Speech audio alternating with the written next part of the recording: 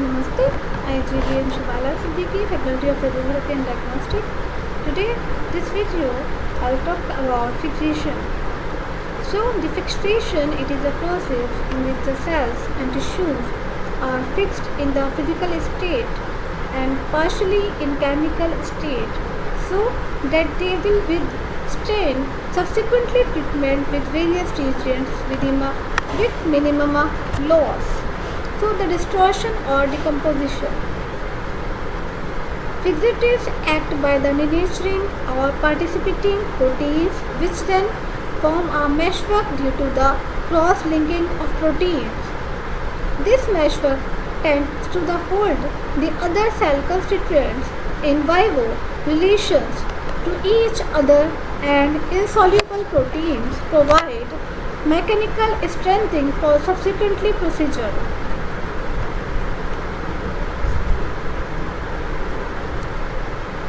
The ideal fixative should be penetrate tissues quickly and rapidly in actions, and isotonic causes minimum loss and minimum physical and chemical alterations of the tissue and its component, and afterwards cheap and stable and safe to use. Produces tissue hardening. Some fixatives act as the mordants for certain staining, like mercury fixatives, increasing the optical differentiations of the cells and tissues components, rather than the cell intensity to hypo and hypertonic solutions using subsequently fixative. And also, microorganisms are killed, which will prevent the purifications of the tissues and decreasing the risk of infection to the person handling. There is no ideal fixative for all tissue, but it differs from the tissues to the amount of the fluid to be used in fixing of the specimen. 10 to 20 times volume of specimen should be used, except osmium tetroxide. Embalming of the body and slices of the organs not more than 5 mm thick, except lungs, where slices should be 1 to 2 cm in order to show edema, and the large quantity for the organ, if desired, to preserve into should be preserved by vascular perfusion with buffering neutral formalin, and by slicing of the organ at 1 cm intervals and immersing in large volume of the fixative. There are various types of the methods of the fixation. Firstly, impressions in vivo and perfusion in vivo, and secondly, vapor, freezing, drying, and microwave fixation, and factors affecting fixations like size and thickness of the pieces of tissues, and tissues covering by mucus of the blood and may have slow penetrations of the fixative. And tissue containing fat is fixed slowly, but the pH is maintained satisfactory fixation at the room temperature. So the next part for fixative is classifications of the fixative into 3 main groups. First group is macroanatomical fixative. Secondly, cytological fixative, histochemical fixative, and also group B, coagulant fixatives and non-coagulant fixative. Under group C, simple aldehyde, oxidizing agent, protein denaturing agent, unknown mechanism, and compound fixative. Under group A, based on the structure to be preserved, microanatomical fixative, they preserve anatomy of the tissues and various layers of the tissues in relations to each other. Firstly, formalin-based fixative, buffered and glutaraldehyde, and formalin calcium. It is also a cytological fixative. Cytological fixative used when intracellular structure and inclusion has to be demonstrated. They are fixative, divided into cytoplasmic fixative, don't contain glacial lactic acid, and reactions of hyaline occurs at pH 4.6 and also higher. Nuclear fixatives are usually contain glacial acetic acid because of the affinity for it to nuclear chromatin. The next part for the fixative is covalent fixative. Covalent fixative is a type of fixative transforming the proteins of the cytoplasm into the mesh which does not interfere with light microscopy but not used in electron microscopy. Okay, so they separate proteins from the water as coagulation. For example, formaldehyde. Why formaldehyde? Because group C based on the chemical nature and simple fixative. These fixatives are classified as aldehyde, formaldehyde, oxidizing agent, osmium tetroxide, protein denaturing agent, acetic acid, ethyl alcohol, and compound fixative is these are the products of two and also more simple fixative to obtain the combined effect. The most important fixatives are used in histopathology laboratory are formalin. So formalin is a commercial formaldehyde is saturated solutions of the formaldehyde gas in water approximately 40% gas by weight, and 10% of the formalin used for the fixation is prepared by the adding 10 ml of the formalin to 90 ml of saline. Formalin acts by the polymerizing action and the formation of complexes by the development of link between protein molecules. Minimum time required for fixation 8 hours, for the room temperature 4 hours may be sufficient with agitation. Disadvantage of the formalin fixation can lead to the dermatitis of the hand and irritations to the nostrils due to the fumes can be prevented by the proper ventilation. Methanol, which is added to the formalin,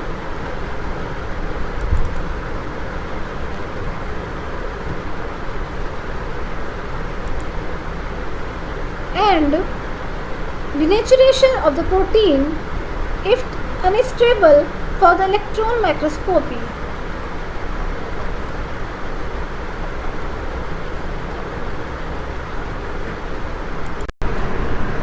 Namaste, I JVN Shamala Siddiqui, Faculty of Physiotherapy and Diagnostic. Today this video I will talk about estimations of the total protein. So what is estimations of the total protein? Total proteins are, it is the two types of the total proteins. Firstly, albumin and globulin. Albumin and globulins are the two types of the protein in your body. And the total proteins test measures the total amounts of the albumin and globulins in your body, and it is used a part of the routine health checkup.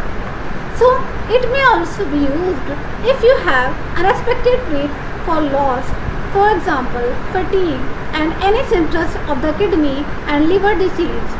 And proteins are important building blocks of the cells and tissues. So the proteins are necessary for your body's growth, for example development and health. Blood contains albumin and globulin. Albumin proteins keep fluid from the leaking out of your blood vessels, and globulin proteins play an important role in the immune system. So what are the purpose of the total protein test? A total protein test, it is completed as a part of your routine health checkup, and it is one of the tests that make up your comprehensively medical panel, and it may be a unexplained weight loss and fatigue and edema. So what is edema? Edema, it is an accumulation fluid for the tissues. For example, symptoms including kidney and liver diseases.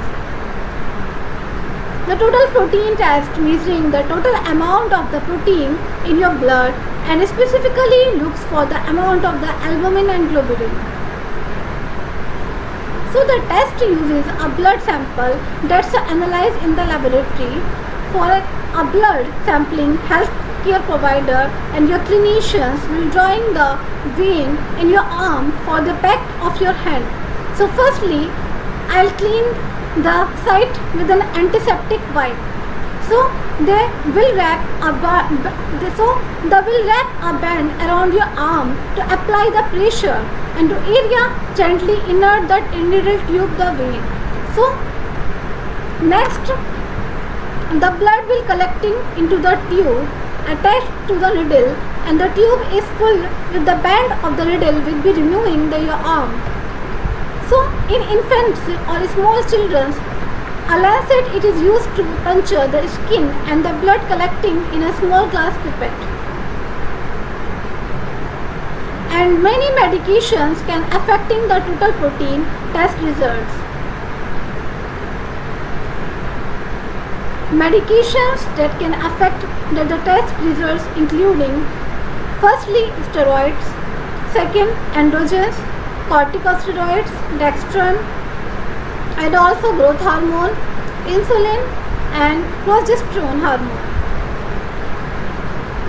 What are the risks for the total proteins are you may feel moderate pain and discomfort from the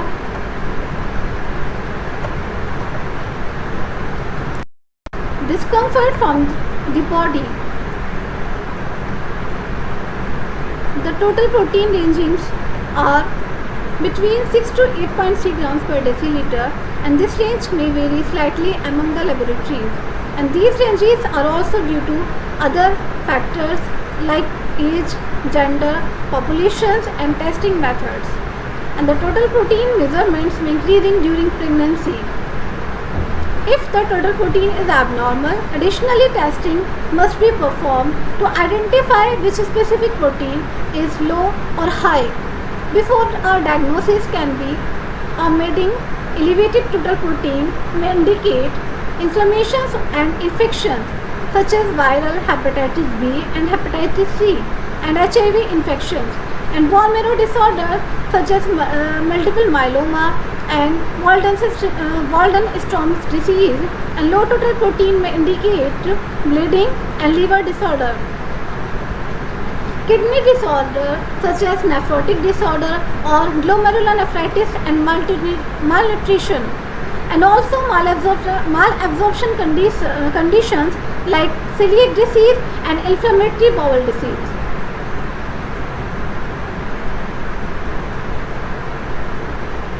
So the extensive burns, which is an inherited condition and in which the blood does not a type of globulin but the affecting strength of your immune system. Secondly, inflammatory conditions, and low albumin is considered albumin below 3.5 gram per deciliter, but it is associated with decreased effectiveness of the medications and used for the ulcerative colitis, and low albumin level may result in complications during or after surgery. So the next is AG ratio. What is AG ratio? Normally the AG ratio is referred to as the albumin and globulin ratio is slightly higher than 1 if the ratio is too low and too high. So the additionally testing must be done to determine the causes and diagnosis. If the ratio is low, so it can suggesting your clinician autoimmune disorder and multiple myeloma, cirrhosis and also kidney diseases. A high AG ratio can indicate genetic deficiencies or leukemia. Make sure to discuss your results and your clinician. Namaste, I am JVN Shamala Siddiqui, Faculty of Physiotherapy and Diagnostic. Today this video I will talk about dehydration. Dehydration of the histopathology laboratory. So the dehydration, it is a process of the removal of water and fixative from the tissues. And paraffin wax, it is used for the impregnation and impeding, which is not miscible with water. But most of the fixatives are aqueous. Fixatives should be removed from the tissues for which dehydration is required. Dehydration it is achieved by the placing the tissues in graded alcohols to avoid the damage to the tissues. For example, it starts with 70% alcohol, then 90 to 95% and then 100% alcohol. So, rapid removal of the water causes shrinkage. What should be the volume of dehydrating agent? So, it should be 10 times more than tissue size. So, what are the features of the ideal dehydrating agent? An ideal dehydrating agent should be a rapid in dehydrating, should not produce much shrinkage or distortion, and should not evaporate fastly and dehydrate fat tissues and not harden tissue excessively.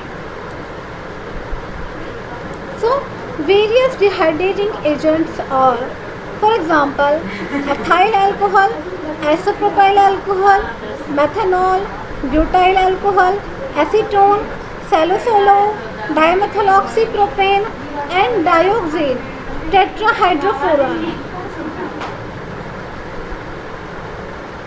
But commonly used are ethyl alcohol. So, what is salicylol? It is a ethylene glycol or polyethylene glycol monoethyl ether. And what are the advantages of the salicylol? Tissue can be kept in salicylol for the monthing without distortion, and it is especially used for the preceding extra wax embedding. So what are the name? The dehydration which can be used both for clearing and dehydration. Firstly, diazine, and secondly, tetrahydrofuran. And what substances it is used to test water content in alcohol used for the dehydration? Anhydrous copper sulfate it is used and it is placed in jar of the absolute alcohol. As the water content in alcohol increasing, the anhydrous copper sulfate absorbs water and becomes bluish in color. Then the alcohol has to be damaged.